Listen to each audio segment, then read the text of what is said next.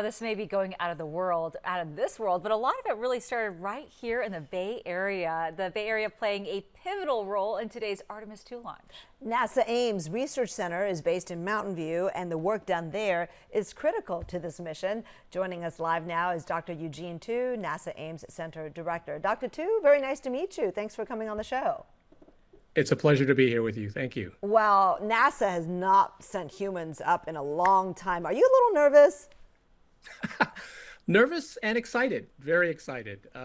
Well, we have had humans, of course, in continuous Earth orbit on the International Space Station for the last 25 years. But you're right. This is the first time we are sending humans back to the moon in over 50 years. And it's the farthest we're ever sending humans. So it's going to be exciting. Dr. Tu, there's something also something extraordinary about people coming together in celebrating something all together. It's something that we don't get to do very often these days.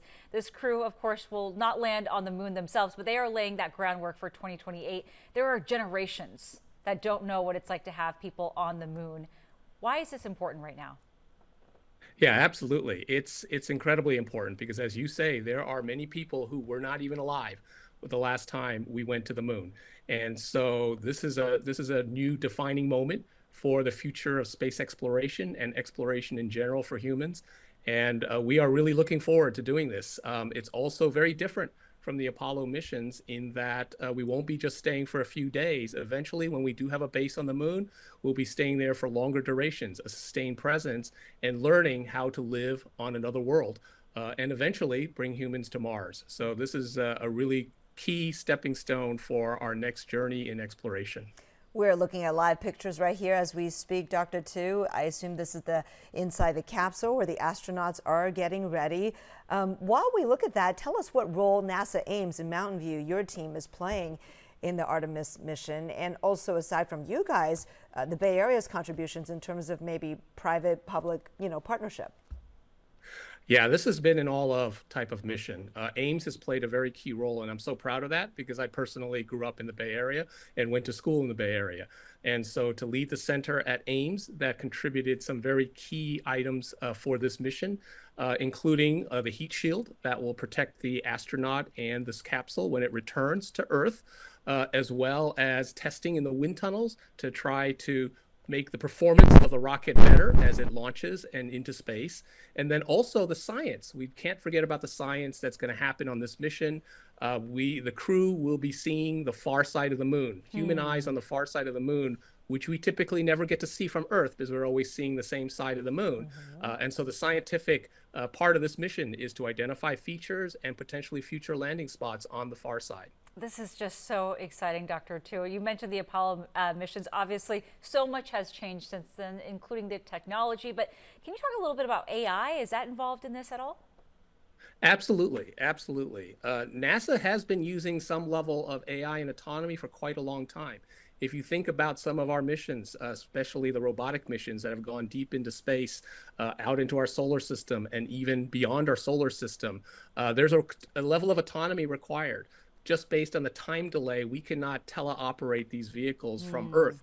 They have to work on their own. And so certainly for the future missions, especially with crew, there's going to be more and more AI and autonomy that will be leveraged as part of these missions. So technology is making spaceflight safer now, but it is still inherently risky. What are the most dangerous phases of this process, right? We're going to be watching what to look out for.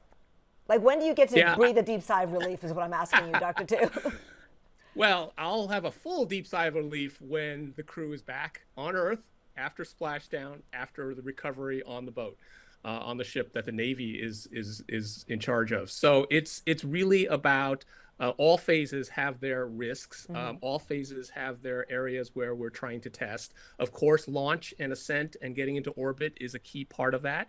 But even operations in orbit, they will go over 230,000 miles away from Earth. So that's much farther than the International Space Station and when they're in low Earth orbit. So there are going to be things we're going to want to be careful about there and make sure that operate properly.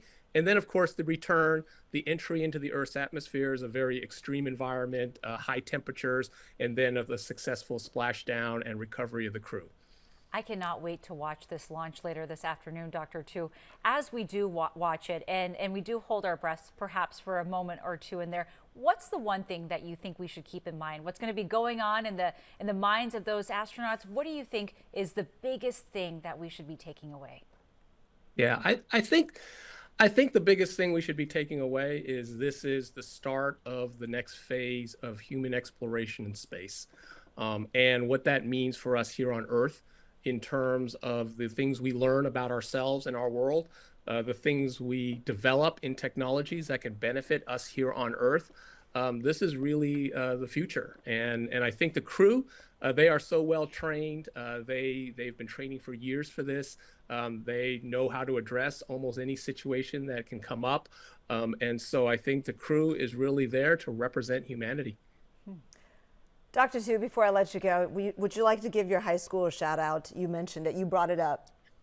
Yes, I went to Berkeley High School, so Yellow Jackets, Berkeley High School, and I also went to UC Berkeley and Stanford. So I am a Bay Area product, and this is just absolutely incredible. I'm very happy to be out here at the Kennedy Space Center, and just a few minutes ago saw the crew come out and get into the vehicle to go over to the launch pad, as you saw in the video. So it's an amazing time and very, very exciting for us all. I think it should be exciting for the entire world. Exciting indeed. Thank you for coming on to share the science with us. Good luck.